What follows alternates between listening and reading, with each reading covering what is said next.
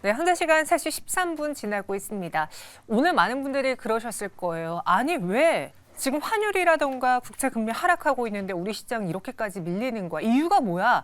그것에 대한 이야기를 좀 나눠보겠습니다. 김태성 본부장, 이재규 본부장 함께합니다. 어서 오세요. 네, 안녕하세요. 네, 안녕하십니까. 참 의문점이 많은 오늘장인 것 같은데요. 그 안에서 여러분들이 눈여겨보고 있는 오늘의 핫섹터, 쿨섹터 보겠습니다. 최근에 기대가 컸는데 오늘 갑작스럽게 급락하는 엔터주가 있고 반면에 기대가 없었는데 다시 반등하고 있는 항공주들이 오늘장 강합니다. 과연 두 분은 엔터주와 항공주 이 안에서 어느 쪽에 손을 들어줄지 잠시 후에 확인을 해보겠고요. 먼저 오늘 엔터가 도대체 왜 이렇게 하락하는 거야? 라는 그 질문에 뚜렷한 답을 좀 못 찾겠더라고요. 뭐 앨범 판매가 저조한 거? 좀 일시적인 거지 않을까 싶은데 그거로 인해서 모든 엔터주들이 급락이 나오고 있어요. 네. 어떻게 보셨습니까? 저한테 물어보시는 거죠? 네, 맞아요. 도대체 뭐 때문인 겁니까? 참 엔터주는 팬덤이 워낙 강하기 때문에 말씀드리기가 참 조심스러운 섹터이긴 한데 일단 굉장히 지금 트렌드한 섹터가 엔터주가 아닌가라는 생각이 듭니다. 누구보다 유행에 민감하고 속도감도 굉장히 빠른 섹터가 이제 엔터주인데 우리들은 계속해서 이제 새로운 자극을 좀 원하는 것 같아요. 그런데 아시다시피 걸그룹도 그렇고 보이그룹도 그렇고 우리가 알고 있는 것 그 외에 새롭게 지금 나오는 그룹들의 파워가 예년치 못하다라는 저는 이제 느낌을 받았다라고 생각이 들고 있고 또 기존에 이제 이 그룹 파워가 굉장히 강했었던 에스파 같은 경우에도 중국 쪽에서 이제 앨범 초동 판매가 조금 이제 부진한 모습을 좀 보이다 보니까 결국 이제 이런 것들이 종합적으로 봤을 때 피크아웃 우려를 지금 이제 불러일으키면서 주가가 이미 선반영이 되었다라고 평가를 좀 많이 받는 것 같습니다. 그리고 이제 그 과정 속에서 뭐 마약이라든지 재계약과 같은 노이즈들이 굉장히 좀 많았었기 때문에 아무래도 이제 엔터사들에서 이 차익 매도라든지 실망 매도 물량이 지금 나오고 있는 상황. 그런데 아마 개인 투자자분들 지금 손절 못 하실 것 같아요. 못할 것 같은데요? 왜냐하면 실적이 워낙 지금 좋게 나왔는데 주가가 빠지다 보니까 저는 현재 구간에서 뭐 개인 투자자분들의 이제 심리를 좀 대변하자면 리스크 관리가 좀 어렵다라고 하면 그래도 비중을 조금이라도 저는 줄인 다음에 시간을 두고 인내를 해야 되는 섹터가 아닌가라는 의견을 한번 들어보도록 하겠습니다. 오늘 급락하는 것은 최근에 어느 정도 선반영된 기대도 있고 네. 그리고 약간 사실 좋을 때는 뭐라도 하나 걸리면은 그렇죠. 그걸로 인해 큰 매를 맞잖아요. 앨범 판매가 저조했다라는 게 오늘 시장 급락의 트리거가 됐습니다. 하지만 개인 투자자분들이 손절 못할 거라는 거 너무나 공감한다라는 의견이시고요. 본부장님은 개인적으로 지금 만약에 엔터주를 갖고 있다면 어떻게 하시겠는지. 왜냐, 원래 연말 연초가 이제 콘서트가 많잖아요. 그죠. 저도 원래 콘서트 잘 안 가는데 연말에는 괜히 가고 싶은 그럴 정도의 심리인데 어떻게 보면 이 성수기에 내가 손절을 하느냐? 참 안 될 것 같은데. 그죠. 뭐 공영 기준으로 연말이 성수기라고 해서 네. 주가가 바로 올라가는 것은 아니지만 지금 앞서 말씀하셨던 것처럼 엔터주들 같은 경우는 전체적인 이런 실적에 대한 기대감이 굉장히 높습니다. 근데 이 부분들이 사실 2분기에도 3분기에도 시장에서 나왔었던 내용이라는 거죠. 3분기 실적 잘 나올 것이고 4분기까지도 잘 나올 것이다. 그리고 이제 주력 아티스트들이 공연을 하면서 그에 따른 매출이 늘어날 것이다. 이 부분들이 계속해서 부각이 됐었는데 공교롭게도 지난주, 지지난주 이제 엔터주에 대해서 좋다라는, 괜찮다라는 레포트가 굉장히 많이 나오더라고요. 네. 그래서 그때 당시에 좀 이거 좀 위태위태하다라는 생각이 들었는데 오늘 굉장히 강하게 밀리는 모습입니다. 그래서 밀리는 데 있어서는 사실 여러 가지 원인이 있겠지만 실적에 대한 피크아웃 우려가 굉장히 많고 아까 말씀하셨던 것처럼 무슨 찌라시들도 굉장히 많았죠. 그리고 뭐 YG엔터 같은 경우는 주력 아티스트가 재계약을 하느냐 마느냐 이 부분들도 계속해서 불확실했는데 오늘 하락 같은 경우는 어떻게 보면 연초에 너무 많이 올라왔기 때문에 매물이 어느 정도 나온다라고 보고 있는 부분이고 여기서 V자 반등 같은 경우는 저는 조금 어렵다라고 보고 있습니다. 그렇기 때문에 보유를 하고 계신 분들 입장에서는 시간이 좀 걸릴 것이다라는 것을 좀 감안하셨으면 좋겠고 여기서 이제 주가가 반등이 나오려고 한다면 자금이 좀 유입이 돼야 되는데 연말 같은 경우에는 시장에 들어오는 자금이 제한적이다 보니까 그렇죠. 만약에 반도체나 2차 전지가 계속해서 강세를 보인다라고 한다면 말씀드린 것처럼 좀 기간이 걸릴 것 같다라는 의견을 드려보겠습니다. 참 V자 반등은 현 구간에서는 쉬워 보이진 않는다라고 했습니다. 엔터주들의 이렇게 추세 하향은 정말 오랜만에 보는 것 같은데 오늘 이 추세 하향의 거의 끝처럼 많은 종목들이 급락이 나오면서 특히나 JYP 엔터가 10% 가깝게 급락하면서 많은 분들이 걱정하고 있습니다. 반면에 우리 기대에서 좀 멀어졌었던 항공주들은 오늘 장 또 빨간불을 켜고 있는데 그 유가가 많이 밀려서 하락해서 그런 건가요? 그렇죠. 지금 이 항공주 같은 경우는 우리가 민감하게 보셔야 되는 게 뭐냐면 환율과 유가 정도라고 보시면 될 것 같습니다. 네. 근데 지금 환율 같은 경우도 어느 정도 안정이 되고 있고 유가 같은 경우도 많이 하락을 했죠. 뭐 이스라엘 쪽에서 그 지정학적 리스크가 부각이 되면서 유가가 굉장히 많이 올라갈 수 있다라는 우려가 있었지만 그런 것들이 이제 많이 경감되면서 항공주들에 대해서 좀 이제 훈풍이 불어오지 않을까라고 기대를 하고 있습니다. 그래서 뭐 3분기 때도 생각보다는 실적이 잘 나왔었던 부분들이 있고 뭐 저가 항공사들 같은 경우는 그런 흐름이 계속해서 이어질 가능성이 높다라고 보고 있기 때문에 항공주 같은 경우는 이제 어떻게 보면은 저점대에서 올라오기 때문에 조정을 좀 받는다라고 하더라도 앞으로 이제 이런 매크로적인 환경들이 항공주에는 좀 우호적으로 작용할 수 있으니까 저는 긍정적으로 보고 있습니다. 오히려 엔터주와는 지금 상황이 반대인 거네요. 그러니까 이제 두 섹터 모두 네. 분기로 본다라고 하면 최대 실적이 나왔습니다. 맞아, 3분기 실적 그렇죠. 좋았던데요. 일단 뭐 항공주도 네. 주가가 안 올라가면 이상할 만큼 굉장히 좋은 실적이 나왔고 뭐 엔터주들은 뭐 여러분들이 잘 아실 만큼 굉장히 좋은 성과를 냈는데 일단 문제는 지금보다 그 다음 3분기, 4분기 혹은 내년을 바라봤을 때 사실 올해 상반기만 하더라도 엔터주들은 계속해서 올라갈 만한 그런 퍼포먼스들을 좀 보여왔어요. BTS가 그룹화가 아니더라도 개인 단독 행동으로도 굉장히 좋은 모습들을 좀 보였던 것들이 발판이 되면서 정말 좋은 퍼포먼스를 냈는데 항공사들 같은 경우에는 그 당시에 고유가라고 하는 혹은 고환율이라고 하는 그러한 리스크에 좀 사로잡히다 보니까 주가가 선반영이 먼저 상승 쪽이 아니라 하방 쪽으로 좀 먼저 받은 것이 오히려 그때 당시에는 굉장히 정말 스트레스 받고 네. 힘들었었던 상황이었으나 지금 와서 보면 오히려 이제는 장점으로 부각이 되면서 이 두 섹터 중에 어느 섹터를 살 거냐라고 했을 때는 당연히 지금 항공주가 가격적인 메리트가 조금 더 보일 수밖에 없지 않겠는가라는, 왜냐하면 오른 것이 없기 때문에. 네, 저는 그렇게 설명 한번 드려보도록 하겠습니다. 약간 두 분이 엔터와 항공주 안에서 뭘 고를지 짐작이 가는 이야기를 해주셨는데 한번 보겠습니다. 두 분은 이 두 테마 안에서 어떤 섹터를 골랐을지, 그럼 어떤 종목이 탑픽인지 지금 집중해 주시죠. 김태성 본부장은 TA항공과 제주에어, 진에어를 각각 탑픽으로 꼽아주셨고요. 이재규 본부장은 대한항공과 제주항공, 티웨이항공입니다. 그러니까 두 분의 종목이 굉장히 유사하게 겹치는데 네. 유일하게 이재규 본부장님만 대형주, 네. 대한항공을 탑픽으로 주셨다. 요거는 좀 의미가 있어 보입니다. 우리가 이제 트레이딩 관점으로 접근을 했을 때는 저도 대한항공이 좀 밑으로 내려가야 되고 네. 제주항공과 티웨이항공이 1위, 2위라고 생각을 하고 있는데 우리가 이제 트레이딩이 아닌 투자 관점으로 봤을 때는 그래도 우리나라의 유일한 국적기라고 할 수가 있죠. 그래서 대한항공을 선택을 했습니다. 지금 앞서 말씀드렸던 것처럼 환율 같은 경우에도 지금 안정이 되고 있죠. 우리가 이제 항공업체들 같은 경우는 비행기를 들여올 때 이걸 달러로 계산을 하고 있습니다. 그렇기 때문에 환율이 내려가게 되면 이에 따라, 그러니까 달러 강세가 좀 완화된다라고 하면 이게 항공주에는 굉장히 큰 도움이 돼요. 그리고 유가 같은 경우도 지금 많이 내려왔죠. 그래서 우리가 이제 비행기, 항공주들의 가장 큰 비용 부분이 이 항공유에 관련되어 있는 부분인데 항공유 같은 경우도 이제 안정적으로 움직임이 나온다라고 한다면 뭐 대한항공도 실적이 안 좋아질 가능성은 낮다라고 보고 있습니다. 그리고 최근에 나왔었던 실적이 좀 부진하게 나오긴 했는데 이게 사실 화물 쪽에 관련되어 있는 부분이었거든요. 그렇죠. 근데 화물 쪽 같은 경우는 사실 코로나 당시에만 굉장히 좋은 실적이 나왔었고 원래도 좀 실적이 안 나왔었던 분야이긴 합니다. 그렇기 때문에 뭐 크게 우리가 신경 쓸 부분은 아니고 환율과 유가가 어느 정도 안정화된다라고 한다면 그래도 대한항공이 좀 투자의 관점으로 좋은 흐름이 나올 거라고 생각하고 있습니다. 본부장님은 저를 처음 봐서 잘 모르겠지만 제가 굉장히 많은 종목에 관심이 있습니다. 그리고 네, 항공주에도 거의 한 3년 전부터 매번 희망과 실망을 반복했던 대표적인 테마예요. 차라리 뭐 리오프닝주에서 카지노주는 가끔 뭐 수익이라도 낼 수 있지. 이 항공주들의 경우에는 수익 볼 수 있었던 확률이 거의 없었거든요.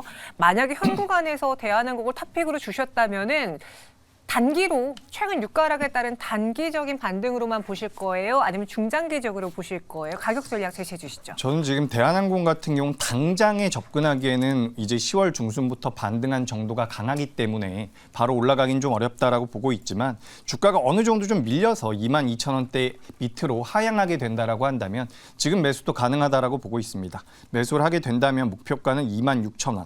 굉장히 높게 잡아드리는 부분이고요. 밀려 내려가게 된다면 19,500원대를 이탈했을 때 정리하는 손절하는 형태로 대응을 하시면 될 것 같습니다. 말씀하신 것처럼 굉장히 오랫동안 약세를 보였었기 때문에 이제 좀 아시아나 항공과의 그런 합병권까지도 어느 정도 안정화가 된다라고 한다면 주가 흐름은 개선될 가능성이 높다라고 보니까 그 부분 참고하시면 될 것 같습니다. 네, 대한항공의 목표 주가는 3만 원까지는 안 주시네요. 26,000원, 손절가는 19,500원 주셨고요. 저도 TU홀딩스를 좀 눈여겨봤던 게 3분기 실적이 굉장히 좋았어요. 근데 네. 당시 실적 발표했을 때는 유가가 너무나 올라가고 있는 좀 뭔가 불안한 추세여서 그렇죠. 예, 그래서 반응을 하지 못했는데 네. 지금 TA항공의 경우에는 이제 주가가 제 값을 보여줄 수 있을까요? 일단 본업의 성과를 좀 우리가 체크를 해야 될 것 같습니다. 결국 이제 LCC가 됐든 대형항공사가 됐든 얼마나 많은 소비자가 이용을 했느냐인데 그 소비자가 지금 폭발적으로 늘어나는 시기가 올해 2분기부터였거든요. 그러다 보니까 당연히 자연스럽게 3분기도 그렇고 4분기도 그렇고 실적에 대한 기대치 우리가 충분히 높여 잡을 수 있다라고 생각이 들고 있고 앵커님도 10월 달에 연휴가 많으셨으니까 갔다 오셨지 않습니까? 못 갔나요? 갔어요. 네, 네, 일단 뭐 이만했죠. 네. 네, 제 주변에 보면 이번에 연휴가 워낙 길다 보니까 또 이용하신 분들이 굉장히 많거든요. 또 그렇다라고 하면 결국엔 하반기 성수기까지 이제 포함이 되었을 때는 자연스럽게 실적이 더 좋아질 수 있는 여건들이 저는 많기 때문에 충분히 뭐 대한항공도 굉장히 좋은 기업이죠. 좋은 기업이겠습니다만 변동성을 조금 더 생각을 해본다라고 하면 저는 TU항공이 더 낫지 않을까라는 의견을 한번 들어보도록 하겠습니다. TA항공 현 구간 7% 넘게 상승세를 보여주고 있습니다. 네. 똑같이 대한항공처럼 거의 V자 반등처럼 올라오고 있는 상황인데 네. 그럼 본부장님도 단기로 보실 건지요? 어떻게 목표가를 산정해 볼까요? 사실 이제 TU항공에 제가 목표가를 1차적으로 3,500원을 잡아드렸는데 네. 저는 이 기업이 3,500원으로 갔다 그래서 주가가 엄청나게 올랐다 생각을 안 합니다. 그렇죠. 주가가 회복한 것뿐이에요. 그렇기 때문에 저는 3,500원 그 이상을 저는 기대를 해봐도 되겠습니다만 지금 전체적으로 시장의 거래대금 자체가 주도 업종군에 몰릴 가능성도 굉장히 높지 않습니까? 그래서 2,000원이라고 하는 가격대 이탈하면 손절, 그렇지 않고 올라갔을 때는 1차적으로는 3,500원 대신에 여기서 이제 3,500원이 돌파할 때도 유가에 대한 도움을 받는다거나 좋은 리포트가 나온다라고 하면 저는 그 이상도 한번 노려볼 만하다라는 생각이 들고 있고 지금 11월인데 올해 4분기 실적이 나오는 것까지 한다라고 하면 내년 초까지 저는 봐도 괜찮지 않을까라는 의견 드려보도록 하겠습니다. 3,500원의 목표가 제시했지만 그렇다고 가격이 많이 주가가 오른 것은 아니다. 아닙니다. 회복하는 정도의 회복한 수준이다라고 이야기해 주셨고요. 저희 시청자분들도 현 구간에서는 이제 항공주에 대한 좀 많은 관심을 보여주고 계시는데 워낙 거시적인 지표로 인해서 영향을 많이 받는 테마라서 그렇죠. 단기적으로 보려고 하신 분들도 많아 보입니다. 여기에 또 질문이 하나 올라왔어요. 저희 시청자분 중에 한 분이 좋다고 할 때 팔고 위기라고 할 때 사야 되는 건가 역시라고 의견을 주셨거든요. 왜냐? 엔터주 좋다라고 했을 때 들어가신 분이면 지금 거의 마이너스가 이미 20-30%일 테고 그때 좋아? 하지만 난 팔아볼래 하신 분들의 경우에는 딱 고점에서 팔고 나오신 거거든요. 제가 여기에 대해서 좀 팁을 드리자면 네. 우리가 이제 규모가 좀 있는 기업들 같은 경우는 기관들에서 레포트를 많이 작성하게 됩니다. 근데 이 레포트가 나올 때 긍정적인 내용만 나올 때에는 우리가 좀 주의할 필요가 있다고 저는 생각을 해요. 이제 긍정적인 레포트가 한 5개 정도 있는데 부정적인 게 하나 정도 나온다. 라고 할 땐 이제 좀 부정적인 레포트를 좀 읽어볼 필요도 있다라고 보고 있습니다. 그래서 항상 그런 것은 아니지만 우리가 이제 시장 상황에 따라서 판단을 하는 게 맞지만 이제 레포트에 관련되어 있는 내용들 시장에서 너무 좋다라고만 이야기할 때는 우리가 경계할 필요도 있다. 이렇게 말씀드리겠습니다.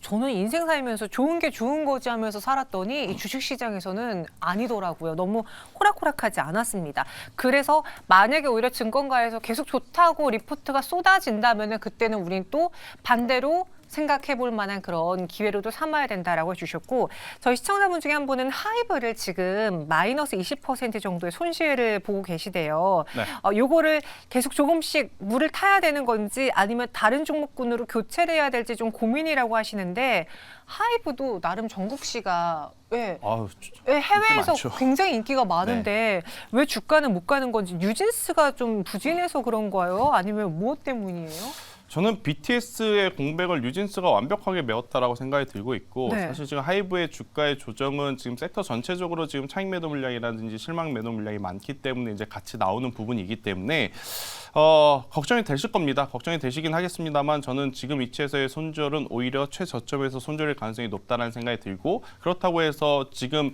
빠르게 비중을 모아가는 것도 저는 그렇게 좋지 못한 선택이 될 수도 있다. 앞서서도 이야기 드렸지만 일단 새로운 그룹이라든지 어떠한 새로운 모멘텀, 뭐 하이브 기준으로 보면 당연히 새로운 모멘텀은 위버스에서 얼마만큼의 성과를 내줄 수 있느냐 이거일 것 같아요. 일단 여기에서 이제 좋은 이야기가 나오게 된다라고 하면 그때 이제 올라갈 가능성이 높으니까요.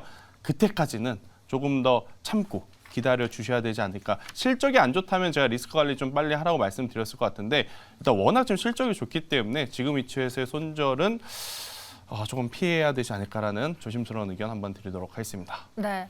만약에 하이브를 현 구간 종목 교체로 완벽하게 매도하고 돌아선다면은 저점에서 매도하는 것일 수도 있기 때문에 지금 구간에서는 또 그렇다고 엔터주의 완전 추세를 되돌릴 만한 악재가 나와서 하락하는 건 아니거든요. 어떻게 보면은 선 반영 그리고 기대가 조금 컸던 그 앨범 판매 부진 이것 때문에 주가가 급락하는 거니까 지금은 버텨보자라고 하이브 홀딩 의견 주셨습니다. 현재 동시호가 체크해 볼게요. 코스피는 전거래일보다 0.78% 내리고 있고요. 외국인과 기관의 동반 매도 나타나고 있습니다. 그동안 기관이 좀 코스피에서 많이 사줬는데 오늘은 발을 빼는 모습. 코스닥은 1% 넘게 하락하고 있고요. 그럼 장 마감은 지금부터 시작해 보겠습니다.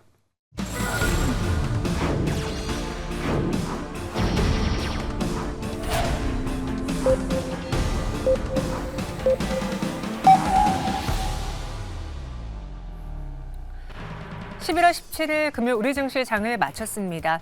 어제까지만 해도 잘 버텨주려고 했던 증시였는데 오늘 장은 코스닥 쪽에서의 많은 매도 물량이 나왔어요.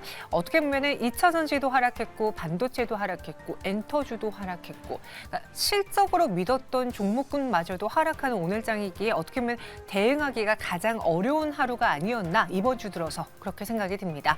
아쉽게도 코스피 코스닥 모두 파란불로 마감이 됐는데요. 원달러 환율은 0.05% 조금 하락하면서 1,296원 20전에 지나고 있습니다. 그럼 정확한 종가와 함께 특징주들 김예솔 아나운서 통해서 만나보시죠. 네, 11월 17일 금요일 클로징벨 플러스 마감 상황 전해드립니다. 간밤 미증시는 장중 등락을 거듭하다가 결국엔 혼조세로 마감을 했습니다. 한편 우리 국내 증시는 이 지수의 상승 모멘텀이 좀 부재했는데요. 이번 주의 상승 흐름을 오늘은 이어가지 못하는 시장의 모습이었습니다. 코스피는 전거래일 대비 7% 0.7%대 하락하면서 7,469포인트 선에서 거래를 마쳤고요. 코스닥은 낙폭이 조금 더 큽니다. 1.5%대 하락하면서 799포인트, 800선이 무너진 시장의 모습이었습니다. 양시장 모두 외국인과 기관의 수급이 빠져나가는 모습이었는데요. 그런 시장 속에서도 외국인들은 어떤 종목을 담아냈는지 확인해 보시죠. 네, 오늘 시장 외국인들은 일제히 2차 전지 기업들을 담아냈습니다.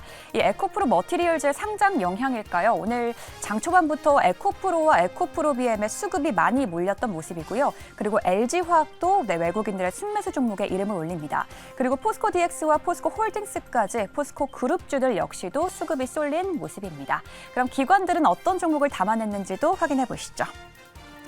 네, 기관들은 오늘 다양한 기업들을 담아냈습니다. 국제 유가가 급락하면서 오늘 항공주가 주목을 받았는데요. 그중에서도 대한항공을 가장 많이 순매수하는 모습입니다. 그리고 금융주 신한지주도 많이 담아냈고요. 외국인과 동일하게 포스코홀딩스도 기관의 수급이 몰렸습니다. 그리고 반도체 부품 기업이죠. 리노공업, 그리고 어제에 이어서 기관들은 기아, 이 완성차 기업 기아를 또다시 담아내는 시장의 모습이었습니다.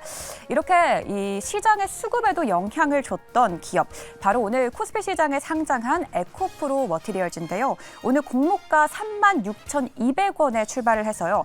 장중에 시장에서 80% 이상 급등하기도 했습니다. 오늘 시장에서는 58% 급등하면서 57,200원으로 종가를 형성했습니다. 오늘 이렇게 신규 상장주가 나오면서 새내기 주들의 흐름은 어떨지도 또 기대가 됐는데요.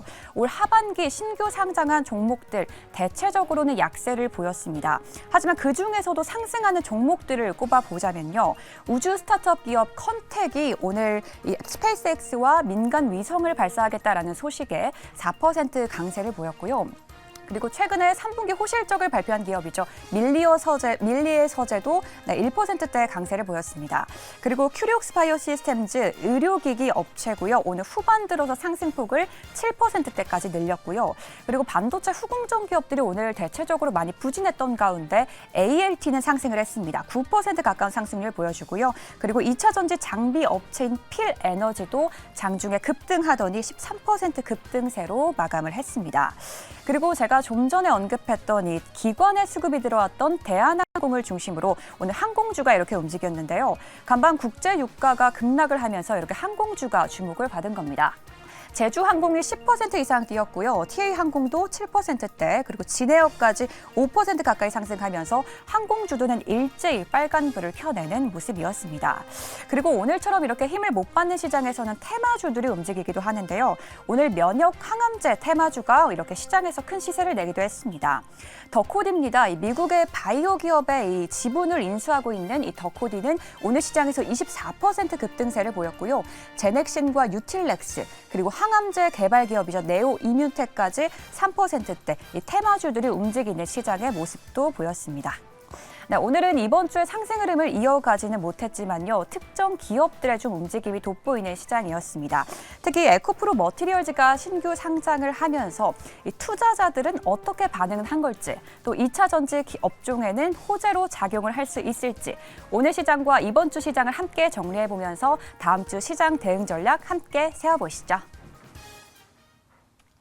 네, 오늘장 마감 정리하고 왔습니다. 가장 제가 많이 방송 중에 이야기했던 거, 오늘 환율도 하락했고 그리고 유가도 하락하고 여기에 미 국채 금리도 하락을 했는데 왜 국내 시장에서 외국인과 기관의 강한 매수가 없었을까? 이 매크로적인 면을 봤을 때 김태성 본부장님, 네. 뭔가 이유가 있었습니까? 이래서 국내 시장이 참 욕을 먹는 것 같아요. 네. 남들 좋을 때 좀 같이 따라가 줘야 남들 조정 받을 때 어느 정도 좀 여유가 있는데 좋은 것은 안 따라가고 나쁠 때는 좀 많이 따라가는 시장이 아닌가라는 생각이 듭니다. 일단 이번 한 주 기준으로 보게 되면 저는 코스피 시장에서 금융투자의 수급이 가장 중요한 힌트가 아니었나라는 생각이 듭니다. 일단 10월 14일 날 그리고 이제 10월 15일 날 그러니까 화요일 수요일 날 금융투자 쪽에서 엄청나게 강한 이 거래가 좀 쏟아졌었어요. 이제 매수세가 굉장히 강하게 붙었는데 공교롭게도 이날 이 공매도에 대한 이야기가 좀 나왔었죠. 그런데 이제 여러분들도 아시다시피 사실 엄청나게 획기적으로 많이 바뀌지는 않았었습니다. 일단 그 이후에 이 금융투자에서 강력한 매수세가 계속적으로 이어지지 못하다 보니까 지금 전체적으로 수급의 공백 현상이 나타난 것이 아닌가라는 생각이 들고 있고, 또 이제 오늘 같은 경우에는 에코프로 머티 쪽으로 이제 수급의 이동이 굉장히 또 강했었기 때문에 전반적으로 몇 기업을 제외하고서는 지금 시장에서는 재미가 없을 수밖에 없는 상황.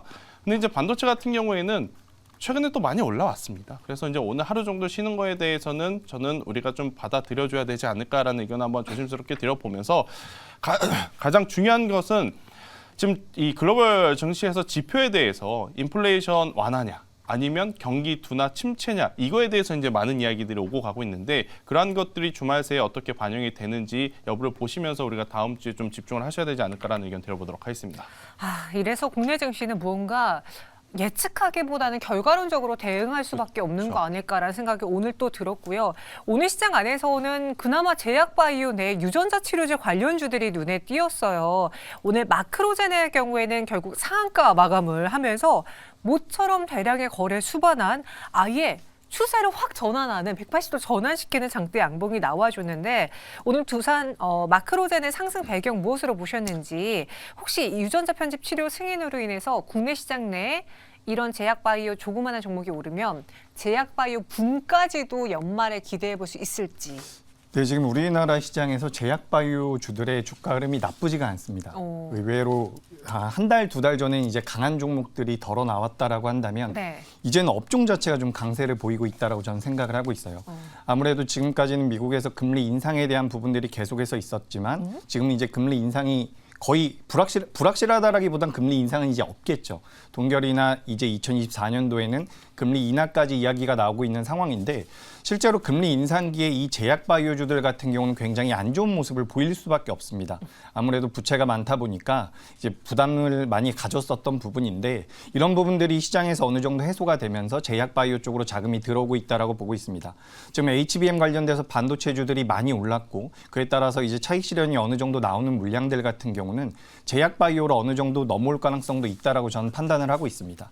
특히 마크로젠 같은 기업은 이제 유전자 치료 관련되어 있는 기업인데 뭐 관련돼서는 뭐 테라제 인텍스 같은 기업도 있겠죠. 근데 이런 기업들 같은 경우는 워낙에 오랫동안 조정을 받았기 때문에 지금부터 반등을 한다라고 한다면 그래도 이게 제약 바이오 같은 경우는 아시겠지만 실적이 나오는 기업들도 이제 많습니다. 네. 근데 특징적인 게 움직이기 시작하면 굉장히 탄력적으로 움직이죠. 그렇기 때문에 연말에 이제 수익금, 이제 수익률 게임을 좀 하고 싶은 개인 투자자분들께서는 좀 내재 가치가 있고 앞으로 부각될 수 있는 모멘텀을 가지고 있는 제약 바이오 기업들은 좀 관심 있게 보시면 도움이 될 것이다라는 말씀 드리겠습니다. 네, 지금 제약바이오주의 경우에는 일단 금리 인하라는 가장 큰 환경이 나타나면서 조성되면서 지금 분위기가 좋다라고 해주셨고요. 오늘은 마크로젠과 함께 툴젠이 상한가에 갔습니다. 이 툴젠에 대해서는 저희가 잠시 후 수상한 종목 업앤다운 시간에 조금 더 자세하게 이야기 나눠보겠고요. 반면에 같은 성장 섹터 내에서 오늘 AI 소프트웨어라든가 로봇주들은 하락을 했어요. 뭐 엠로, 네. T-로보틱스 이렇게 다 7에서 8% 정도 내림세를 보여줬는데요. 오늘 시장이 약간 성장주에서 발을 빼는 그런 움직임 때문에 그런 겁니까? 여기서 두산 로보틱스는 나름 버텼다라는 걸 봤을 때 네. 더 홀딩을 해야 되는지 궁금하네요. 일단 종목별로 옥석 가리기가 지금 시장에서 자연스럽게 진행이 되고 있다라고 생각이 들어요. 왜냐하면 이제 상반기에 AI도 그렇고 로봇도 그렇고 그들이 보여줄 수 있는 실적 대비해서 주가가 워낙 높게 형성이 되다 보니까 이제부터는 그들이 가지고 있는 실질적인 기술력에 한해서 조금은 주가가 차별화가 될 가능성이 높지 않을까라는 생각이 드는데 제가 요새 한 가지 계속 보는 것은 자고 일어나면 가장 먼저 보는 것은 마이크로소프트의 시총이 애플의 시총을 넘었을까인 것 같습니다.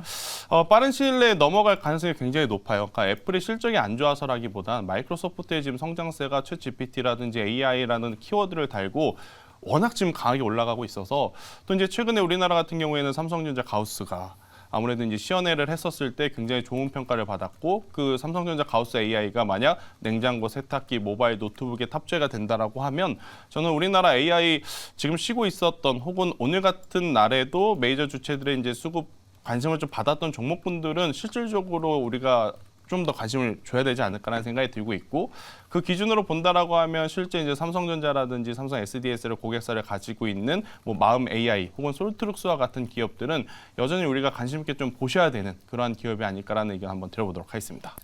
계속 좀 들고 가보자라고 이야기해 주셨어요. 네, 마음 AI 포함해서 AI주들 솔트룩스까지도 언급해 주셨고 그리고 52주 신고가를 기록한 두산 테스나가 있습니다. 오늘 PSK홀딩스라던가 최근에 그 HBM과 관련한 종목들의 경우에는 찰실현 매도 물량의 하락세가 나왔거든요. 근데 두산 테스나는 오늘 오히려 양봉을 뽑아내면서 신고가를 달성을 했습니다. 왜 반도체 내에서도 이렇게 좀 다른 행보가 나타나는 건지 두산 테스나 보유자분들을 위해서 더 들고 가도 괜찮을지요? 네, 두산 테스나 같은 경우는 네. 추가적인 상승 가능성이 있다라고 보고 있습니다. 어쨌든 지금 신고가를 경신하고 있는 모습이었고 반도체 업황에 대한 그런 불확실성은 많이 없는 상황이죠. 실제로 그런데 여기서 우리가 따져볼 부분은 디램 가격 같은 경우는 이제서야 BEP, 우리가 손익분기점이라고 하죠. 이 부분을 넘어서고 있는 상황입니다.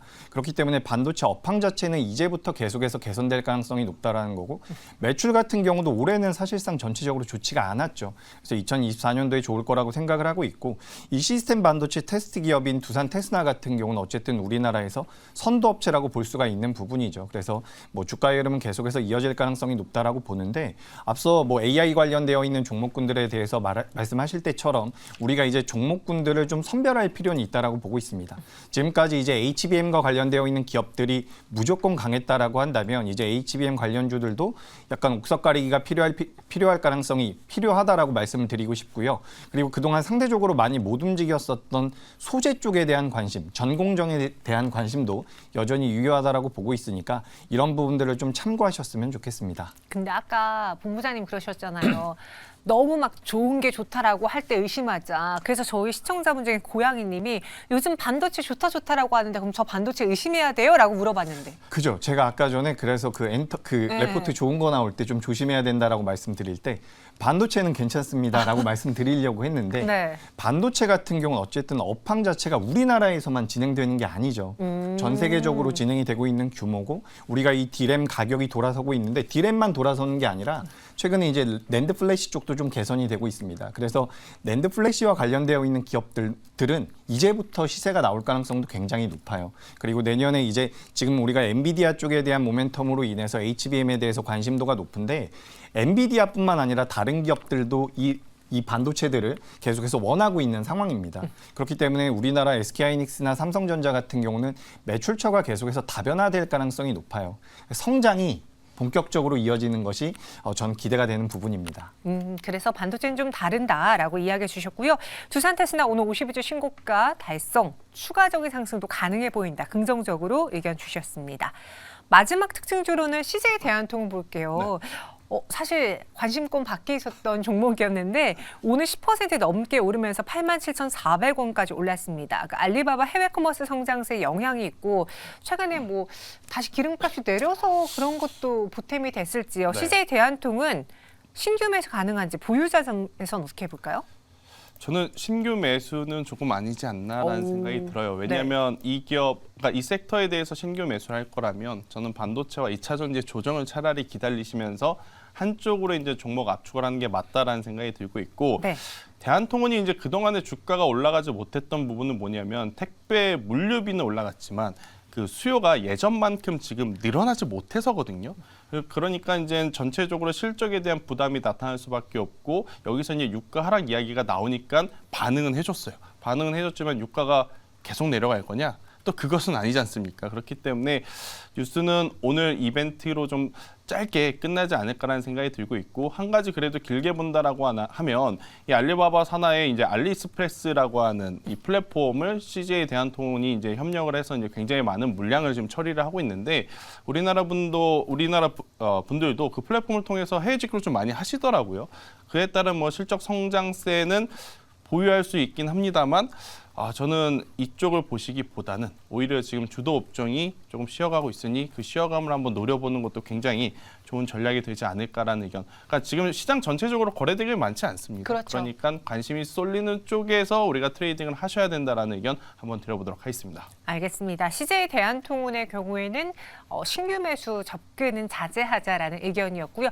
마지막으로 다음 주 우리 체크 포인트 무엇으로 봐야 될지 간략하게 설명해 주시죠. 네, 다음 주 체크 포인트는 뭐 여전히 외국인의 수급이라고 생각을 하고 있습니다.